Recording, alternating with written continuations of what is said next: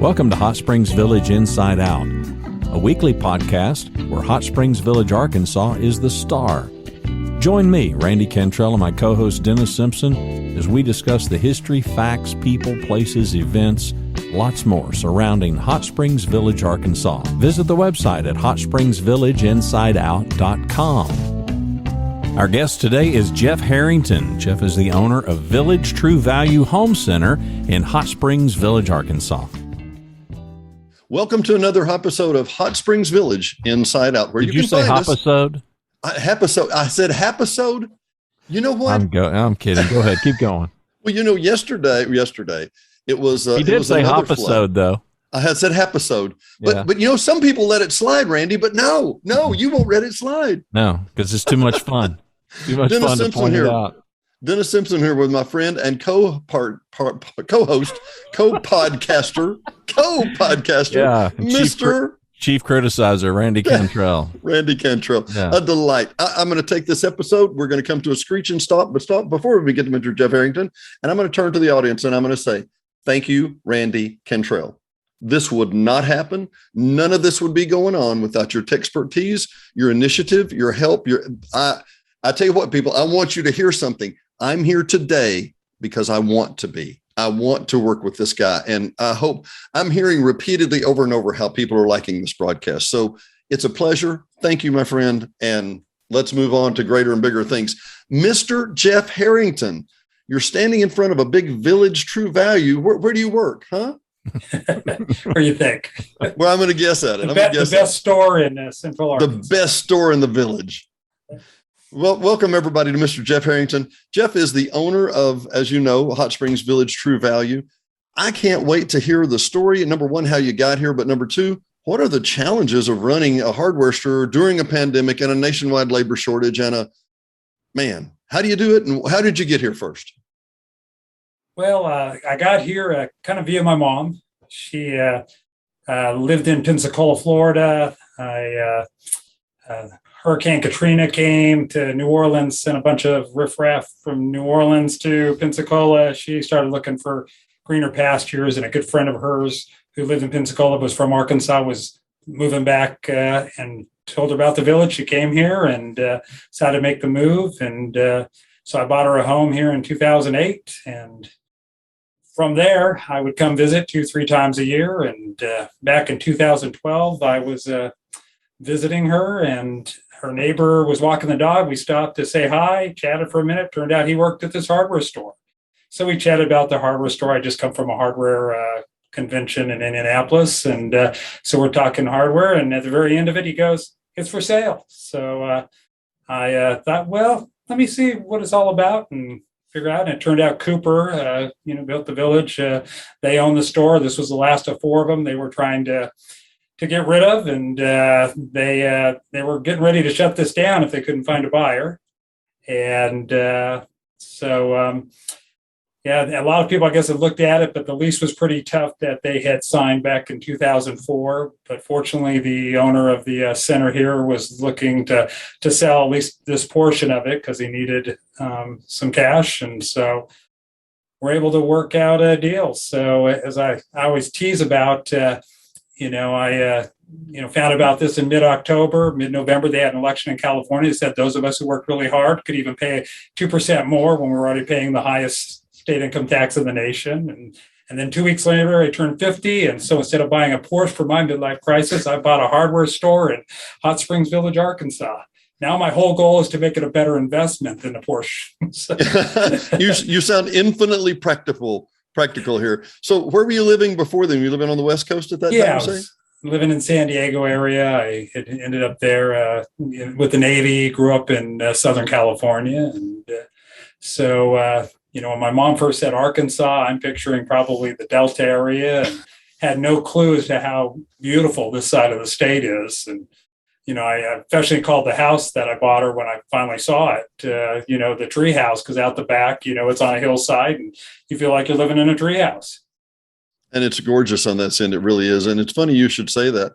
and you noted this end of the state, and it is, but imagine, and this is my perception of perceptions, is that when a lot of times you say Arkansas, people hear banjos. It's one of those things, right? Yeah. Especially if you're coming from the West Coast. But I mean, you had a preface because you know what your mom was like, but you confused me here for a second. You said you had just come from a hardware convention?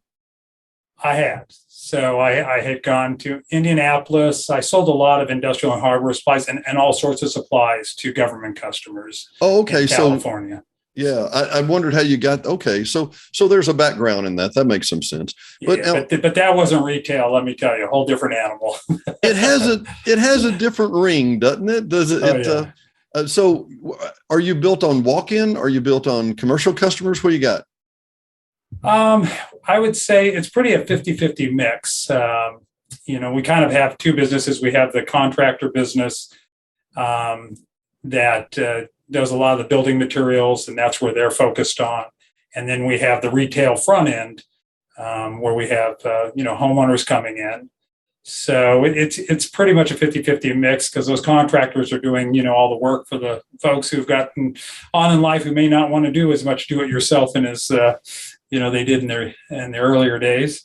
And I'm one of those folks, as I always tease, I'm a Tim, I'm not an Al, and hire Als to help make sure we can take care of the Tims who walk in or their better halves actually. So.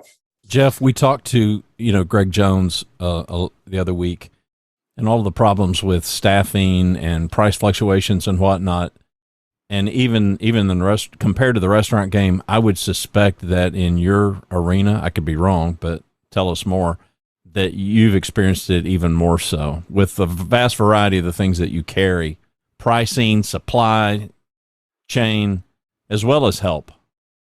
Well, sure. I will tell you when, March of 2020, I didn't sleep for about a week wondering what was going to happen. Were we going to go into a deep depression? Who knew at that time?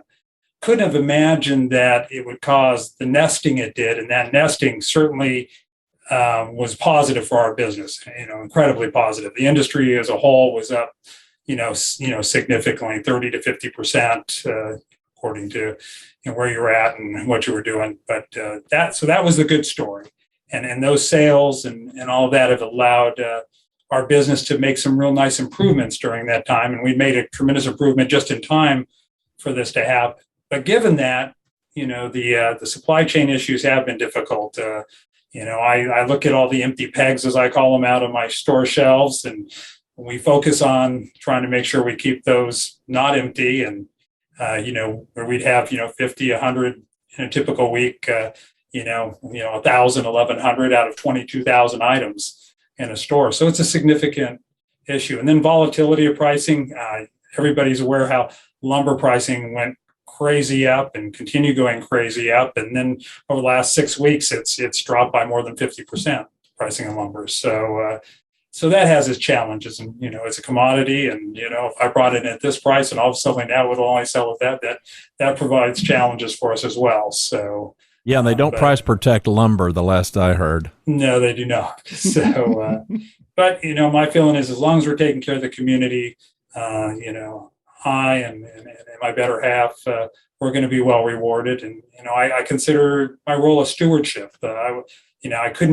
I ended up buying this because I couldn't see this thing closing for a community that really needed it, and having the nearest hardware, true home center, more than a hardware store, as I like to call our place, being 20 miles away or 30 miles away, according to which direction you went. The impact on your team, as far as the employees and your ability to get and retain talent, and everybody's facing this. I'm in Dallas-Fort Worth as we're hitting the record button, and it's here. It's all across the country. It's everywhere. I believe I've been more fortunate than a lot of employers, but we've had our turnover from it. That's for sure. I would say, my suppliers like True Value and their big warehouse near you, you talk about having significant issues and trying to get employees and make sure that the right stuff gets picked and gets put on the truck and shows up on time and is here. They're even more stretched than we have been. We had our struggles in the fact that demand was so up. Our traffic counts in here, as far as customers coming in and going through the registers, was way up. And then trying to make sure we were staffed for that. And there were times where we had struggles and issues with that. But I've got a great core set of people. My general manager, Matt Burr, he's been with this enterprise for 25 years. He was with Cooper and then stayed on and he started at 20 years old down in the lumber yard and has worked his way up and does a great job day in, day out, making sure, that the blocking and tackling that needs to be done here gets done. And I've tried to bring some strategy and some other ways to improve and make sure we're not just staying at the same level good, but that we're looking at new ways to get better and better serve this community and really compete in an Amazon.com world. Yeah. And, we talked about that the other day, Jeff, is that, and I don't know if I sent that to you too, Randy, but as of last month, Amazon actually did more gross sales than Walmart did, which, when would you ever have thought that, Jeff? Really? Ever? Yeah, but I do have a particular question because when the pandemic hit, we had a DIY, improve your home thing, right? Yep. Okay. Well, would you rather, and now we're having we got to build new houses thing.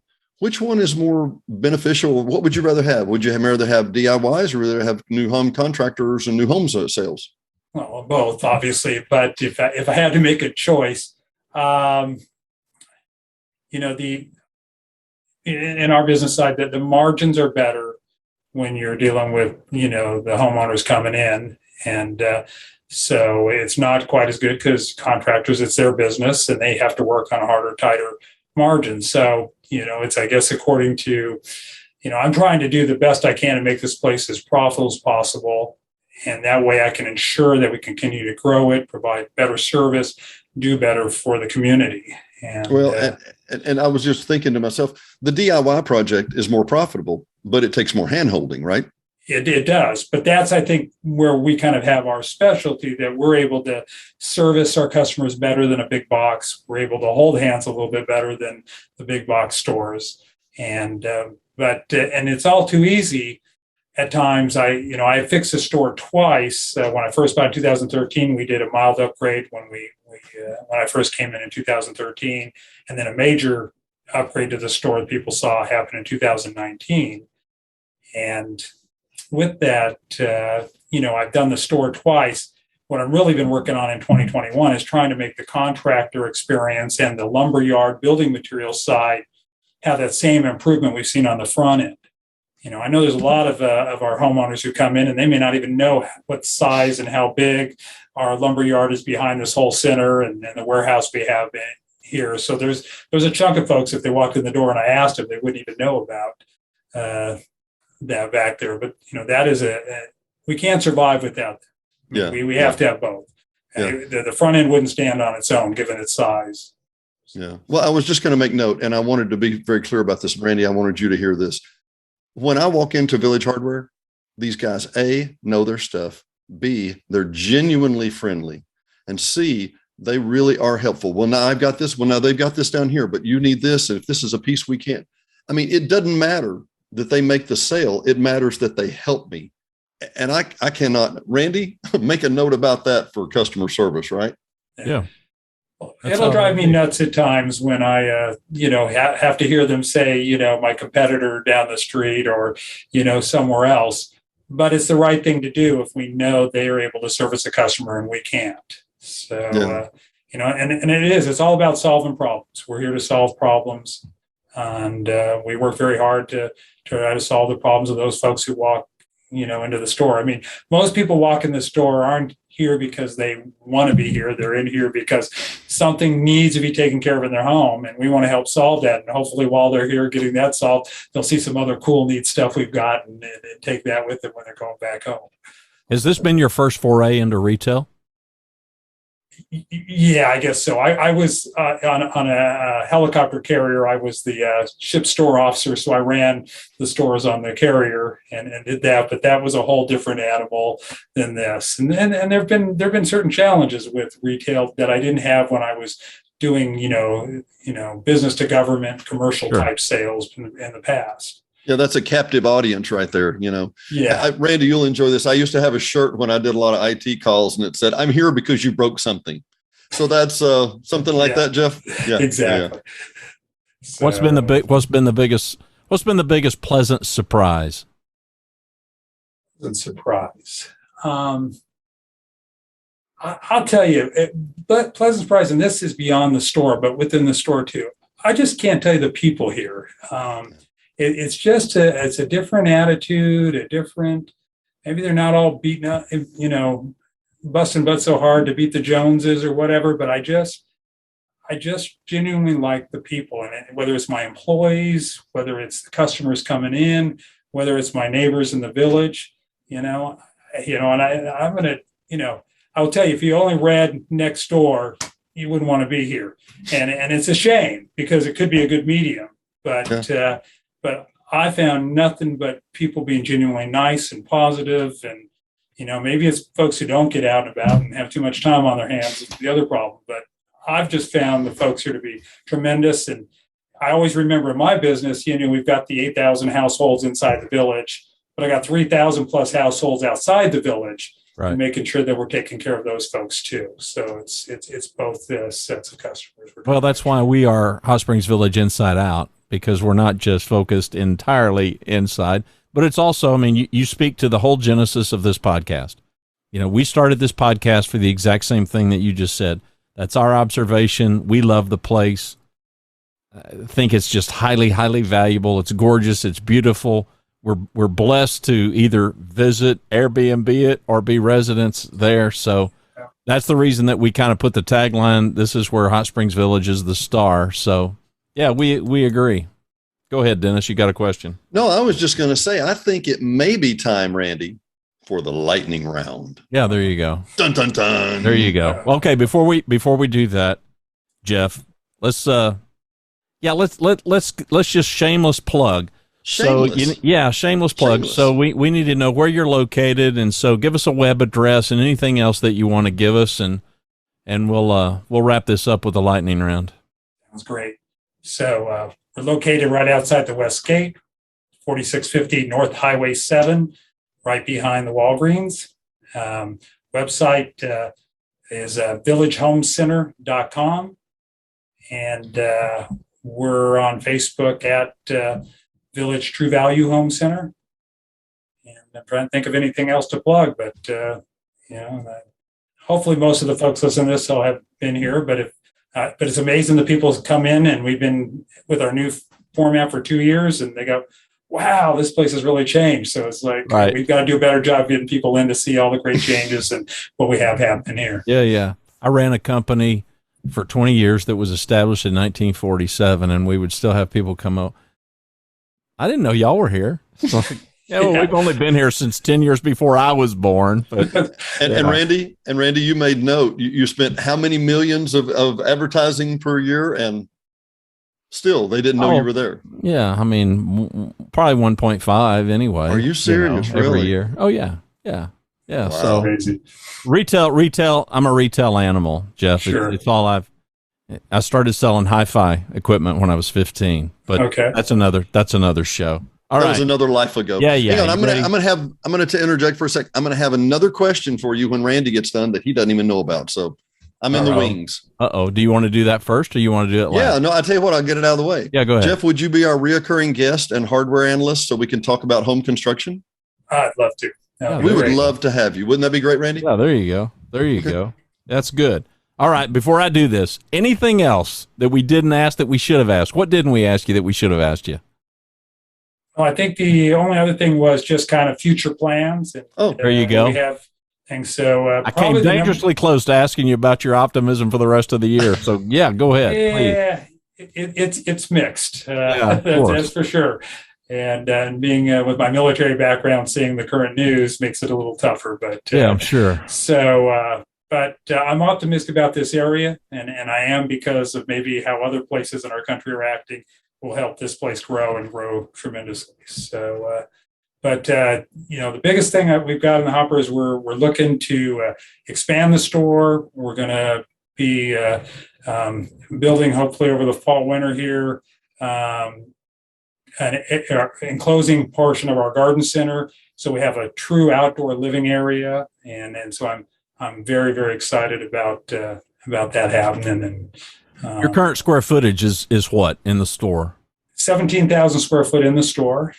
And we have a 14,000 square foot warehouse behind us that handles our building materials and overstock and kind of stuff. And then huge lumber yard, 400 foot long tea shed with all sorts of lumber sitting under it. Well, you mentioned also the other day that you said there's a particularity to the village, and that is pets and plants. Is that correct? Yeah, definitely. When I was looking with True Value came to me and talked about switching over, and we really looked at the demographic. That's what they came back with, pets and plants. So I really grew the pet section. It hasn't taken off like I had hoped. So we're working on that, and I think you'll see some nice changes and a little bit different direction. I think we're going to try to become more like a mini Atwoods and mini Tractor Supply in terms of more of a feed store type thing rather than just pet or just cats and dogs. Oh, cool. That's awesome. Okay, lightning round. You ready? This will be quick and painless. All right. Hiking, boating, golf, or tennis? Oh, tennis. I'm on the tennis league here, and love tennis. Oh, look at you! And there's great selection of folks here on that tennis league. So it's a great group of guys. Awesome. Hamburger or taco? Taco. Beaches or woods? Wow, that's a hard one. I grew up on the beach and near the beach. Love the beach, but I love the woods too. So I hate to be indecisive on that one. That's it's just according to the time of year and where. Comedy or mystery? Comedy. Appetizer or dessert? Dessert.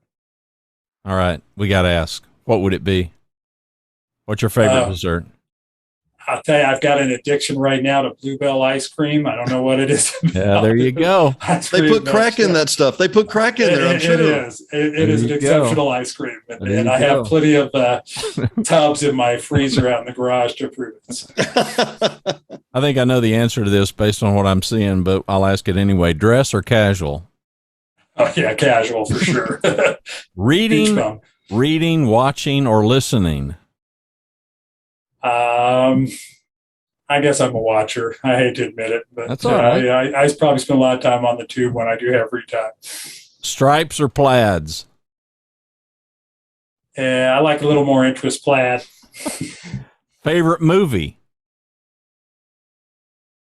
Favorite movie? Because I watch so many movies and I love movies. Well, what movie have you seen the most, if you can't pick a favorite? I'll tell you, in the last decade, I thought the movie Lincoln was the best movie of the last 10 years. That was so incredibly well done. There you go. All right, we're music nerds around here. Favorite musician or band? Yeah, growing up, Styx was my band, if I date myself. Oh, look at him, man. He's gone old school. Styx. Dennis just went to see Kansas, speaking of old school. I've seen them recently. On my DVR, I have the 2006 performance of Styx and the Contemporary Youth Orchestra. And that is awesome. If you want to see, you've seen it. If you see 15 to 17-year-old kids rocking their butts off to your music, their parents are going, "Oh yeah, Renegade, yeah, Tommy Shaw." Exactly. Yeah. Well, thanks for being here. Listen, we want to say thank you to Jeff for being our guest. Thanks to our audience. And we want to remind you that we post every episode, every show in audio and in video at our website, hsvinsideout.com. We are the #1 rated podcast about Hot Springs Village. And only. Yeah, we're the only one, but that's okay. We still claim it. So thanks for being with us, Jeff. Thanks to you, our audience. Visit the website, hsvinsideout.com. And I guess we're going to ask you today to join the Facebook group. You'll see a Facebook icon when you go to the website. Just click on it. We'll let you in the group. It's a public group. And as long as you behave yourself, we'll let you stay in there. And everybody does. We're shooting for 1,000. As we hit the record button, and today is August the 19th, 2021. So that'll give you some time context for those that are listening in the year 2025 to see this. Jeff's business is going to be way, way bigger by the time you're watching this. But anyway, we appreciate you, everybody. Thanks. See ya. Thanks for listening to another episode of Hot Springs Village Inside Out, a podcast where Hot Springs Village, Arkansas is the star. Please subscribe to the podcast. You can do that by visiting our website, hsvinsideout.com, and tell a friend.